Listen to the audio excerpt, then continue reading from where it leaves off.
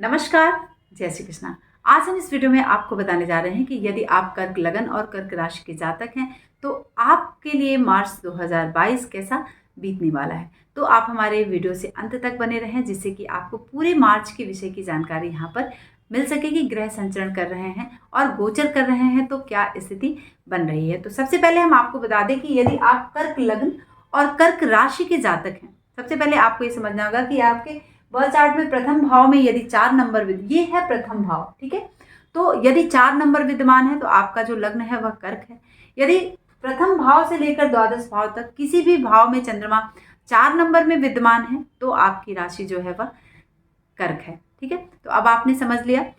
अब हम आपको बताएंगे कि कर्क लगन और कर्क राशि वाले जातकों के लिए कौन सा ग्रह शुभ होता है और कौन सा ग्रह अशुभ होता है। ये चीज़ जानना आपके लिए बहुत ही ज़रूरी है, तब जाके आप डिसाइड कर पाते हैं कि ग्रह संचरण से हमें किस तरह का प्रभाव 100% देंगे या फिर 25 या फिर 50% देंगे, ठीक है। तो आपको मंगल और बृहस्पति कर्क लगन और कर्क राशि वाले जातकों के लिए बहुत ही शुभ ग्रह होता है और शनि, बुध और शुक्र ये 3 ग्रह जो है वह आपके लिए शुभ नहीं होते हैं, है ना। सूर्य भी सम होता है क्योंकि सूर्य की जो स्थिति है वह द्वितीयेश की होती है। तो ये 3 जो मैंने बताया अशुभ वाली उसकी स्थिति यहाँ पर बनती है। अब हम आपको बताएंगे कि सबसे पहले आपके बर्थ चार्ट का जो लग्नेश है चंद्रमा 2.25 दिन एक राशि में संचरण करता है और जल्दी जल्दी घर बदलता है। इसीलिए जो कर्क लगन और कर्क राशि के जो जातक होते हैं चंद्रमा उनका लग्नेश और आशीष होता है और बड़े ही सौम्य होते हैं, क्विक डिसीजन लेते हैं, बहुत कल्पनाओं में रहते हैं। तो ये सारी जो बेनिफिट वाली जो ये चीज़ें हैं इनको मजबूती देने के लिए आपको अपने चंद्रमा को मजबूत करना होगा। अगर आपके बर्थ चार्ट में चंद्रमा कहीं से भी पाप ग्रहों से दृष्ट है, प्रभावित है, तो आपको यहाँ पर ध्यान देने की ज़रूरत है। लेकिन अब हम आपको बताएंगे कि मंगल की स्थिति क्या है। मंगल सबसे शुभ ग्रह होता है आपके लग्न और आपकी राशि से।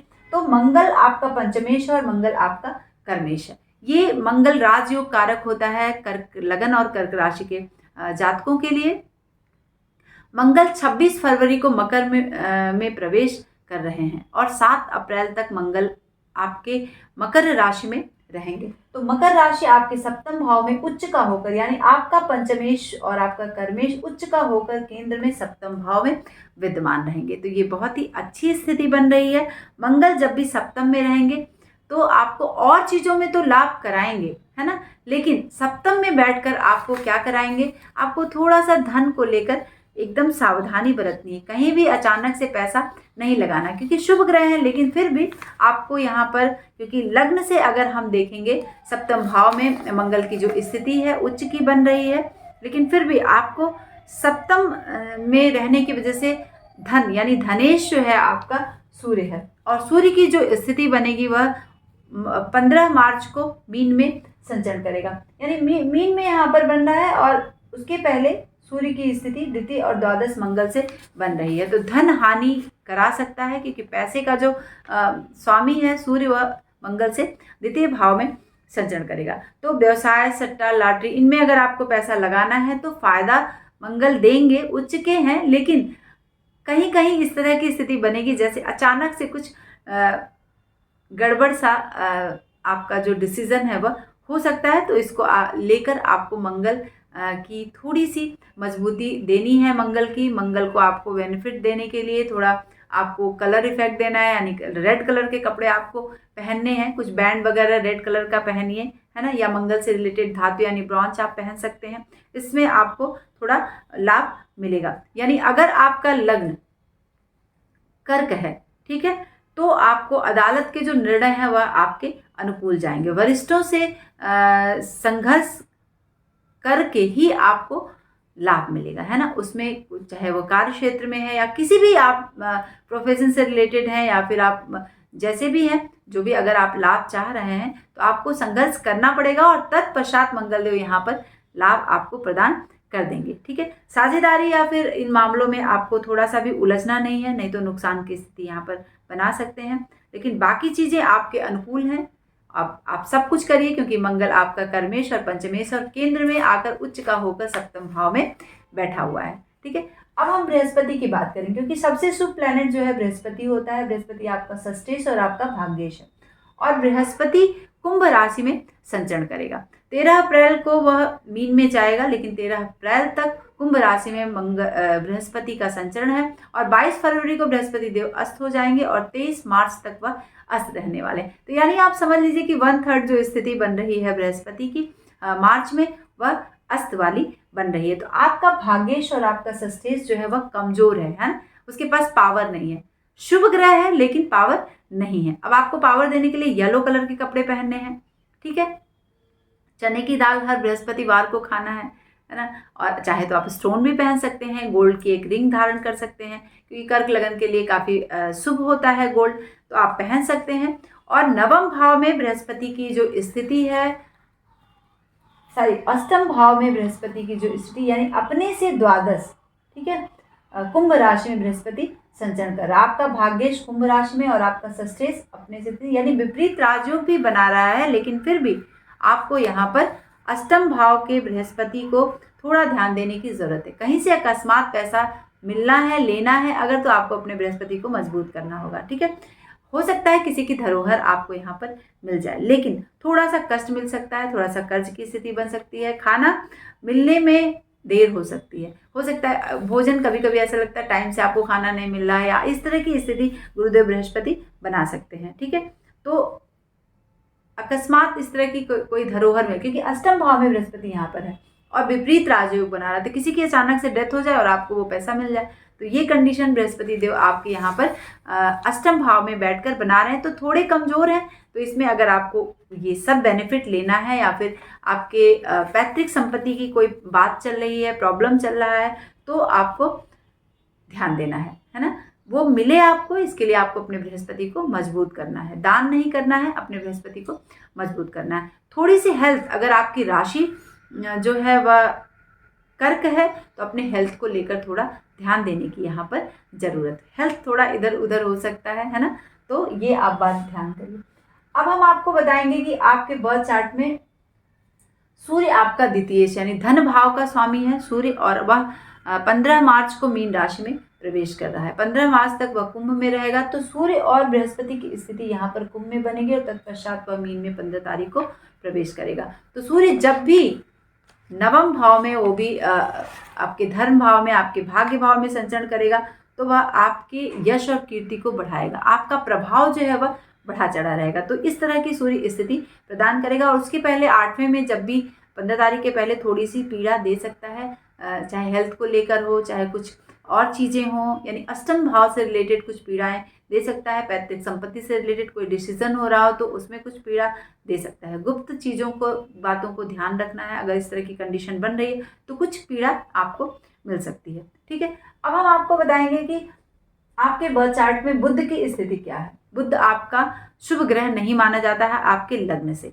है ना, लेकिन अगर हम संचरण वाइज देखते हैं कि बुध की स्थिति क्या बन रही है, तो बुध आपके बर्थ चार्ट में 6 मार्च को कुंभ राशि में प्रवेश कर रहा है, और 24 मार्च तक वह कुंभ में ही रहने वाला। अब देखिए कि सूर्य, बृहस्पति और बुध, ये 3 ग्रह अष्टम भाव में यहाँ पर संचरण कर रहे हैं। तो बुध जो है वह आपको क्या प्रदान करेगा। अब बुध आपके बर्थ चार्ट का तृतीय और द्वादश भाव का यह आपका वेश भी है। तो अगर आप व्यय के लिए सोच रहे हैं, है ना, तो अष्टम में बैठा है, अष्टम में यह धन लाभ करा देगा। बुध जो है जब भी अष्टम में बैठता है ना, तो अब चूंकि बुध की स्थिति 6 मार्च को कुंभ में आएगी, 6 मार्च को जैसे ही वो कुंभ राशि में आएगा, आपका अष्टम से अष्टम भाव का स्वामी बुध अष्टम में जब आएगा, है ना, तृतीय का स्वामी, तो आपको धन का लाभ कराएगा। तो इससे आपको जो भी आप सोच रहे हैं, यानी 24 मार्च तक धन का लाभ कराएगा। और जैसे ही 24 मार्च के बाद वह मीन में प्रवेश करेगा, तो 9वें में जब जाएगा, मीन में आएगा, तो यहाँ नीच की राशि में संचरण करेगा। वैसे तो त्रिकोण भाव है, लेकिन फिर भी नीच की राशि है उसकी, तो यहाँ पर थोड़ा सा आपको मन में कुछ खेद हो सकता है ना। अगर आप कर्क लगन और कर्क राशि के जातक हैं, तो इस बात को आपको यहाँ पर ध्यान देने की जरूरत है। शुक्र की स्थिति क्या है। शुक्र आपका लाभेश है, एकादशेश है, और आपका चतुर्थेश है। शुक्र बहुत शुभ नहीं होता है आपके बर्थ चार्ट में। तो शुक्र कहाँ बैठ रहा है। शुक्र 27 फरवरी को मकर में प्रवेश करेगा और 31 मार्च तक वह कुंभ में स्थित रहेगा।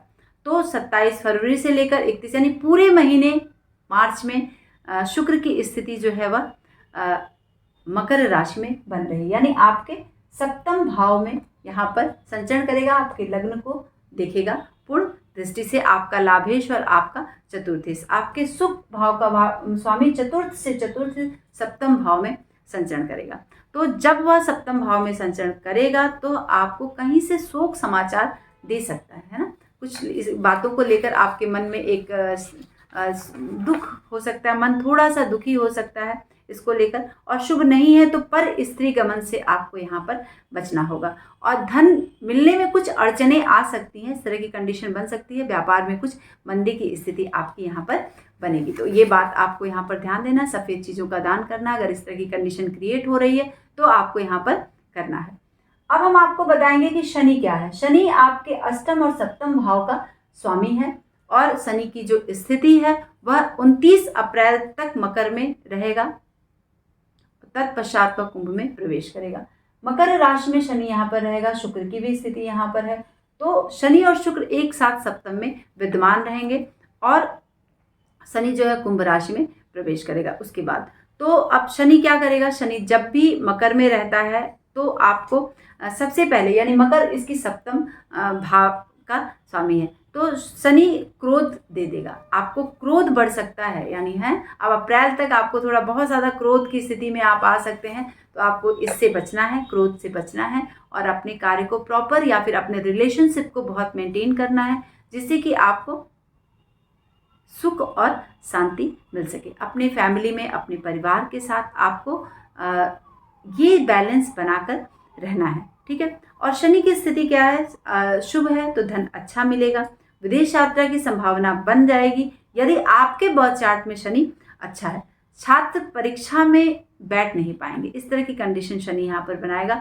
असफलता के कुछ चांसेस बन रहे हैं, माता पिता से दूरी बन सकती है या हो सकता है माता पिता से वियोग की स्थिति बन जाए। यदि आप चुनाव में खड़े हैं तो चुनाव हारने की स्थिति बन रही है ना। जायदाद बेचनी पड़ सकती है ना। कुछ कर्जे हो गए हैं या इस तरह के लेकर आपके खर्चे बढ़ गए हैं तो कर्ज की स्थिति आ सकती है ना। इसमें आपको बहुत ध्यान देना है।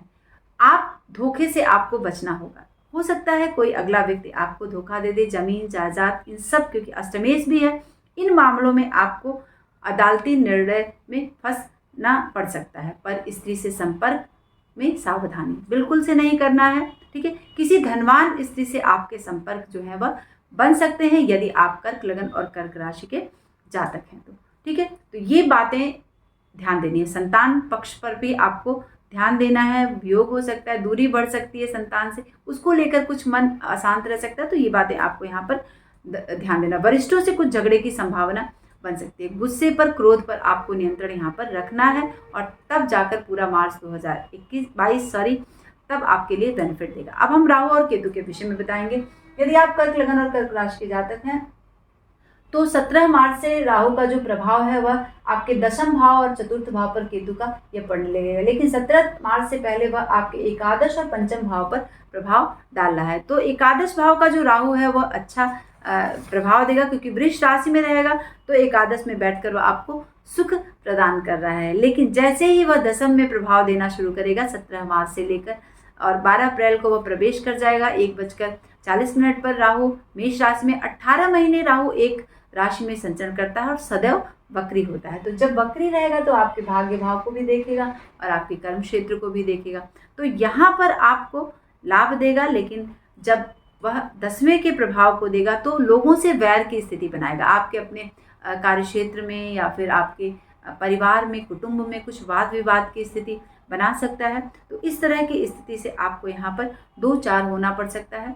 आपको राहु का उपाय करना है, पूरे 18 महीने तक राहु और केतु का उपाय करना है, क्योंकि ये लोगों से, अपनों से, कार्यक्षेत्र में वैर की जो स्थिति बना रहा है उसमें आपको बेनिफिट मिल सके, लाभ मिल सके, इसलिए आपको ध्यान देना है। नमस्कार, जय श्री कृष्ण।